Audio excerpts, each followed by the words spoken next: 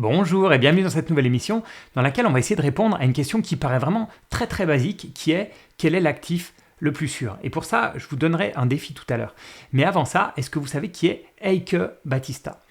C'est un milliardaire brésilien, un ex-milliardaire plutôt, dont la fortune a atteint 35 milliards de dollars en 2012. Et il a été pendant un moment l'homme le plus riche du Brésil. Il a démarré dans le commerce de l'or, du diamant, puis dans le pétrole. C'est vraiment dans le pétrole qu'il a fait sa fortune pour finir par se diversifier un petit peu partout. Et il est devenu riche grâce à deux choses.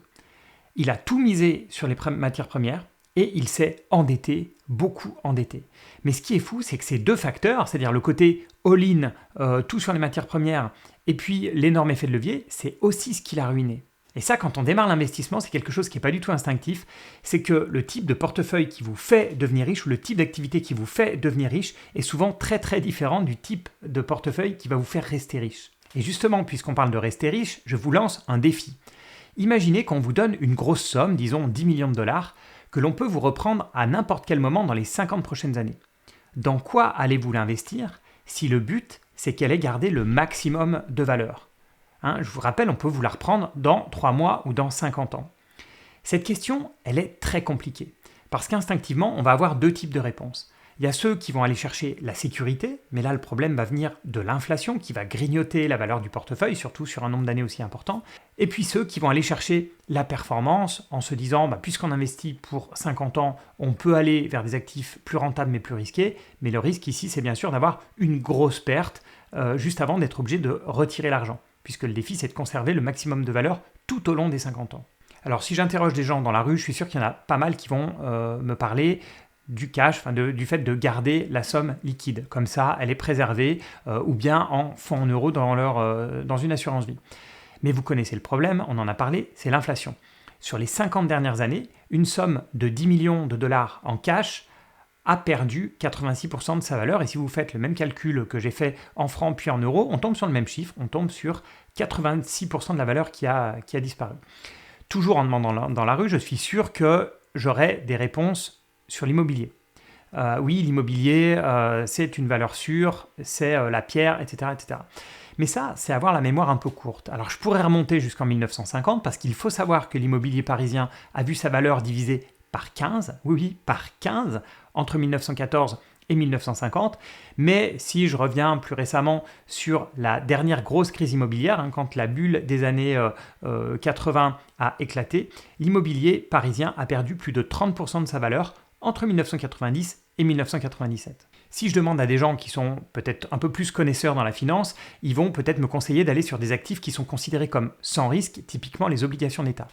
Mais attention, c'est vrai qu'on parle de sans risque sur les obligations d'État, mais on parle surtout de taux sans risque. Ce ne sont pas des obligations sans risque parce qu'elles ont toujours les risques de hausse des taux qui vont faire baisser les obligations. Si je mets tout dans des bons du Trésor américain à 10 ans, par exemple, sur les 50 dernières années, on aurait eu une performance de 6,5%, performance réelle, avec une perte maximale qui aurait été de 21%. Alors oui, on se dit 21%, c'est finalement pas si mal, c'est mieux que l'immobilier parisien, par exemple, mais c'est mieux que les actions aussi, on le verra. Mais si j'ajuste de l'inflation, en fait, on aurait été à un certain moment avec une perte de plus de 45%. Si je continue comme ça sur les valeurs refuges, on pense bien sûr à l'or. L'or, depuis 50 ans, a eu une performance annualisée de 7,5%. Donc là, on voit que le risque d'érosion pour cause d'inflation il commence à disparaître. On va petit à petit sur des actifs plus risqués, mais avec des meilleures performances. Mais le problème ici, c'est la perte maximale, c'est de 43% sur l'or. Et on voit que pour un actif refuge, ça fait quand même mal. Et puis bien sûr, je suis sûr que parmi vous, il y a beaucoup de gens qui vont me dire les actions, c'est là où on va trouver la meilleure performance avec bien sûr un drawdown, donc une perte maximale importante. Alors oui, pour la partie performance, elle est là. Les actions, notamment les actions américaines, ont la meilleure performance. On arrive à une performance annualisée de 10,3% sur les 50 dernières années. L'inflation est loin derrière, là c'est vraiment plus le problème. Mais le risque ici, vous le savez, c'est la perte maximale, puisque le but du jeu ici est de garder la somme la plus intacte possible à tout moment. Et sur les actions américaines, la perte maximale des dernières années, c'est de 51%. Alors bien sûr, instinctivement, on va se dire, bon, on va essayer de diversifier un petit peu tout ça, on va garder 50% d'actions américaines et on va prendre 50% d'actions internationales hors États-Unis. Ben, c'est pas mieux. En fait, non seulement ça fait baisser la performance, puisqu'on va se trouver à peu près 9% de performance annualisée, mais ça fait monter la perte maximale à 54%. Donc avec le petit site, je vous en parlerai tout à l'heure, avec le petit site que j'utilise pour optimiser tous ces portefeuilles, pour faire mes recherches, j'ai essayé d'optimiser un portefeuille. Donc l'optimisation va essayer de minimiser donc ce qu'on appelle le drawdown, la perte maximale, tout en gardant une performance autour de 9%. Et en manipulant un petit peu tous ces chiffres, je me suis rendu compte que finalement les actions européennes, etc., ça ne ressortait jamais. En fait, elles se font battre, comme je l'expliquais, à la fois par la performance et la perte maximale, la volatilité, etc., des actions américaines. Donc, c'est jamais inclus dans un portefeuille, on va dire, idéal. Et le portefeuille idéal pour minimiser la perte maximale, que je trouve, sur ces 50 dernières années, il va comprendre 38% d'actions américaines, 35% de bons du trésor américain à 10 ans et 26% d'or.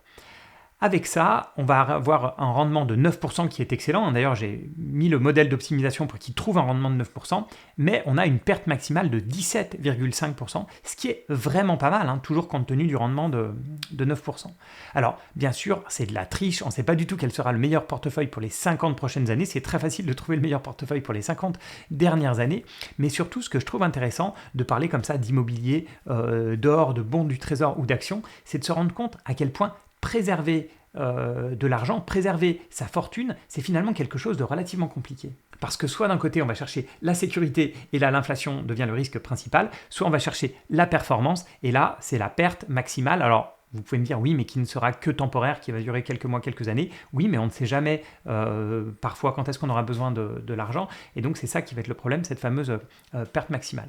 Donc, voilà, c'est assez intéressant de jouer comme ça avec les différentes classes d'actifs. Si vous voulez faire la même chose que moi, je vous conseille le site Portfolio Visualizer, que je vais vous mettre le lien en description de cette émission, que ce soit sur le podcast ou en vidéo. C'est assez sympa. Vous pouvez jouer avec les classes d'actifs comme je l'ai fait. Vous pouvez même optimiser des portefeuilles. Donc c'est assez sympa. Voilà, dites-moi comment vous feriez si vous aviez 10 millions de dollars comme ça à préserver au cours des 50 prochaines années. Mais n'oubliez pas la contrainte principale, si on pouvait vous retirer cet argent à n'importe quel moment, c'est ça le jeu. C'est-à-dire qu'on peut vous le retirer dans 3 mois, dans 5 ans ou dans 50 ans. Quel serait votre portefeuille idéal? Voilà, merci encore pour tous vos encouragements. J'adore les revues sur les podcasts, j'adore les likes et les commentaires sous les vidéos. Donc continuez s'il vous plaît, ça me fait vraiment super plaisir. N'hésitez pas à partager bien sûr ces émissions si vous pensez que ça peut plaire à d'autres personnes. Merci à tous et moi je vous dis à bientôt pour une prochaine émission.